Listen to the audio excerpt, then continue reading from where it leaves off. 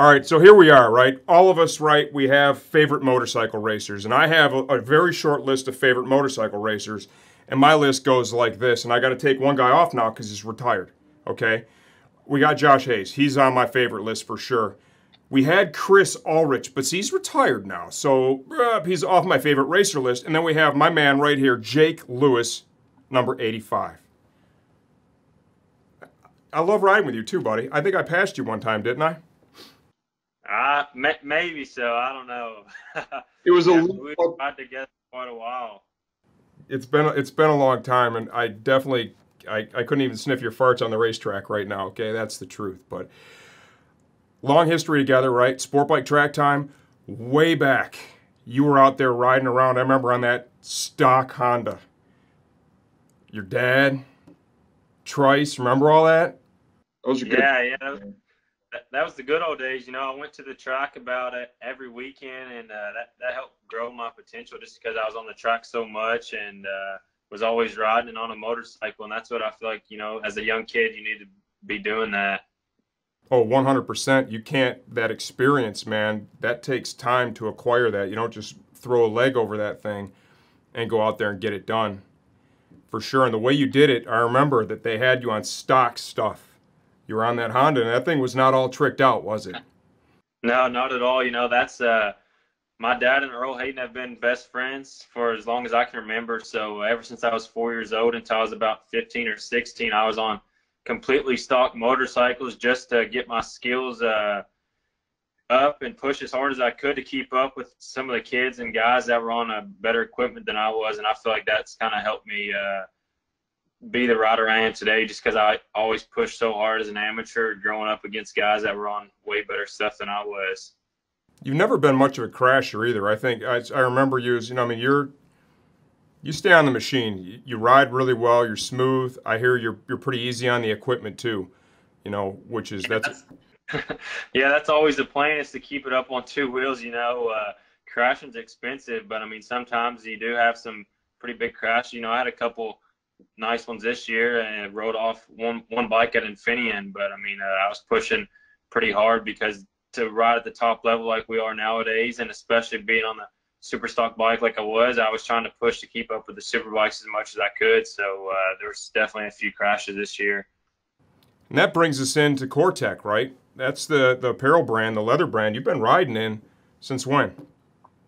Yeah, I switched to Cortech leathers when I first turned professional back when I was 16 years old. So I've been with Cortech for the past 5 seasons now, and took some pretty nice tumbles in them throughout the years. But especially, like I said, this year, I mean, MotoAmerica was a pretty nice crash. You know, I got off the high side and almost got ran over by the champ Cameron Beaubier, and luckily the 2 other guys avoided me and took a big impact to my shoulder there. And then, like I said, in Infineon, I mean, that was a really fast crash. I think I was 3rd gear wide open and tucked the front end and slid for a pretty good way on my behind. So luckily I had the good leathers on me and stayed safe for the rest of the weekend and no injuries.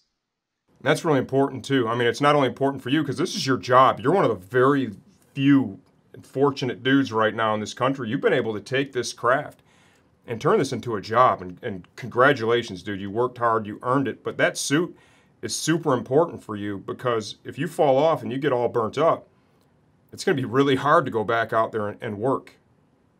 For sure. Yeah, for sure. For sure. I mean, it's nice to have a good company like Cortech Leather support me. And like I said, I took some big crashes over the past 5 seasons, and luckily the manufacturer and the guys at Cortech have developed the leathers phenomenally the past 5 years, because they take my input along with the other Cortech riders in our paddock to help improve the leathers. You know, when I first started at 16 years old, I would have some pretty big crashes, and they would tear apart in some certain areas. And nowadays, like I said, this year I took some big crashes, and luckily the leathers held together really good, and the protection has came a long way. And that's why I put my trust in Cortech leathers, because I mean, if you're riding 1,000 going that fast, you have to take a crash and get right back up and get back out there. And luckily, I had Cortech leathers protecting my body. And the reason we put this together, number one, is Jake's one of my favorite racers. So anytime I get a chance to talk to Jake, I'm going to take it. But you know, obviously we sell Cortech. You know, it's funny because, you know, when people think about leathers, they're right away, your mind's going to like, you know, Alpine Stars, Tai Chi, you know, that kind of stuff. You know, and a brand like Cortech that they just really get to the point. They make a nice product. It sells for a fair price, you know, and they invested in racing so they could learn and make good products. And when you and I talked earlier, you said that you've had a lot of communication with them and given a lot of feedback, and that you've seen them react to that over the years. Yeah, for me, that's the most important thing, is to have that communication. And Cortech has also made me feel like a family. You know, they've came to the track the past 5 years, and especially this year. I mean, they come to almost every single race just in case I have an issue, and be there and support me, because, like I say, if I do have a crash, they're sitting right there, and right when I come into the pits, and they can tell what part of the leathers are a little bit scuffed up and what they can improve for the next set. Because like I said, this year I took a big impact on my shoulder, and they added some protection from last year that helped that a lot in the elbows, and throughout the whole leathers they've improved in every area. That's why I keep trusting them. And it's like a family. I tell them what I want to improve, and they tell me what they would like from me. So it's a good being a test rider for them as well, because like as a racer, I get to test the products that are coming out for the street riders, the club riders, and try to make the best product available for them. For the old dudes like me that we got to go back to work on Monday, right? It's yeah, for sure. Yeah.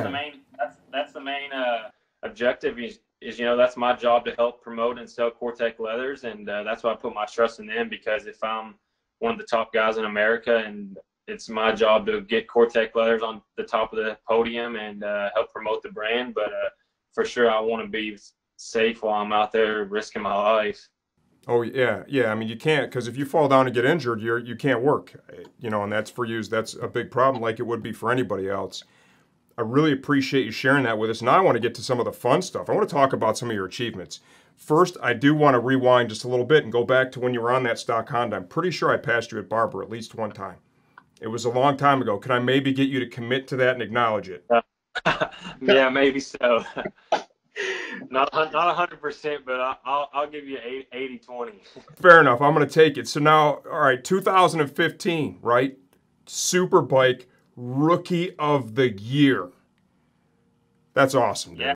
Yeah, for sure. I mean, that was one of my best achievements, just because, you know, I was back home last week, and I was talking to my parents about that. I mean, I signed a factory Superbike contract actually when I was 18 years old, and so, I mean, that was you know, like for my family, that was huge, just because I've worked my whole life to get that opportunity. And when I was 19, I raced the MotoAmerica Suzuki Superbike, and like for me, that was a dream come true, because they're one of the top teams in the paddock, and had a great season. I think I was on the podium 5 times, and had a lot of 4th places.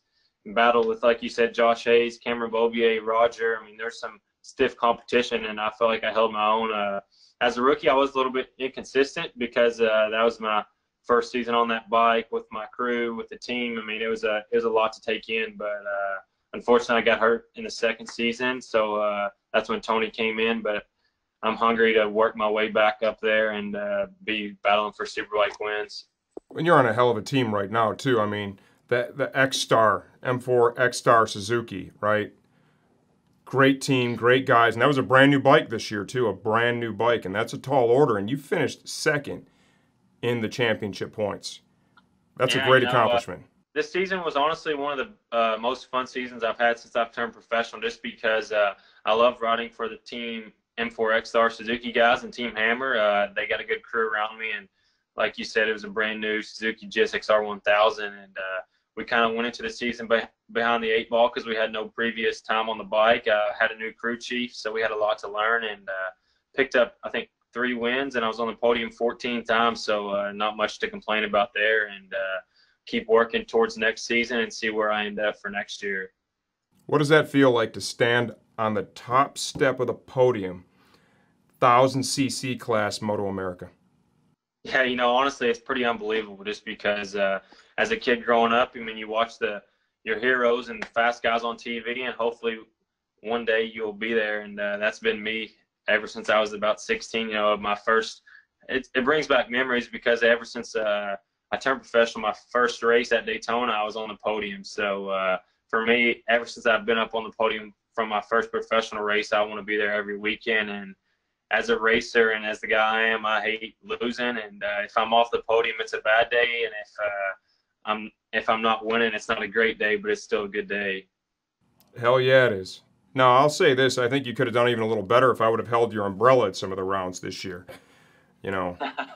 Yeah, for sure. Maybe next year I'll try and come back out, you know, be out there on the pit. I'm not as pretty as some of the other umbrella people. We're going to gender neutral that now, people. Umbrella work people. On the legs and the poses. I'll do that over the winter, man. I will do that for sure. Let's not forget, we also have 2012 AMA Supersport East champion. Now, that's how you open the door. Yeah, for sure. Like I said, my first season, I didn't really know what to expect. You know, I knew I was fast as an amateur and one of the top guys coming in for that year. And my first race at Daytona, I mean, no one really knew how it was. And I think there was like 53 600s out on the grid. And I qualified, I think, on the second or third row. But no one expected me to be battling for the win. And I was leading coming out of the travel and was almost about to get my first win, and I think I ended up second in my first professional race. But I mean, that was a good season for me. I think I won 5 times and was on the podium a lot, and ended up winning the Supersport East title, and I was the youngest kid to ever win an AMA title, so that was pretty cool at 16 years old. That's pretty amazing. And I'll say this, there were a lot of people that actually expected you to do as well as you did, right? I'm on the list of people that knew you would, and all those Southern staff from Sportbike Track Time that spent years with you, right? Watching you grow up, watching you ride, watching you learn. When they used to be able to pass you and all of a sudden nobody could even see you anymore, they expected and knew that you would do exactly as you've done. And honestly, I think you're just at the tip of the iceberg right now, man. You had that little injury, right, in between, and you're back from that now. Clearly you're back from that, and I think sky's the limit for you, buddy. For sure. Yeah, for sure. You know, like I said, I mean, growing up, I've always wanted to push myself to be the best I can, and I feel like I've done that pretty well since I was about 4 years old. And luckily, I had the Sportbike Track Time people to get as much track time as I wanted as a 14, 15-year-old kid. And when I turned professional, I've had a heck of a career so far. So I'm going to keep pushing myself and hopefully be the top American here in the sport. You know, I'm still 21 years old, so one of the youngest kids in the paddock that's riding the big bike. So I feel like the sky's the limit for me, and just going to keep hoping for the best. You know, I did have that little setback, but I feel like everything happens for a reason, and just going to keep pushing. It happens to everybody. Everybody gets caught, and it's how you come back from that. I think that really defines you as a person and as a motorcycle racer, and the way you've come back from that, I think it's pretty clear where you stand. No doubt about it. Thanks for the opportunity to talk to you, dude. I really appreciate it.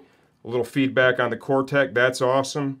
Acknowledging that I may have passed you, I'll take that. We're probably going to highlight that clip. I mean, that may repeat itself throughout this, so just be prepared for that. 80-20, 80-20. Yeah. All right, brother. Thanks again. I appreciate your time, Jake. All right, thank you. All right, man. Take it easy.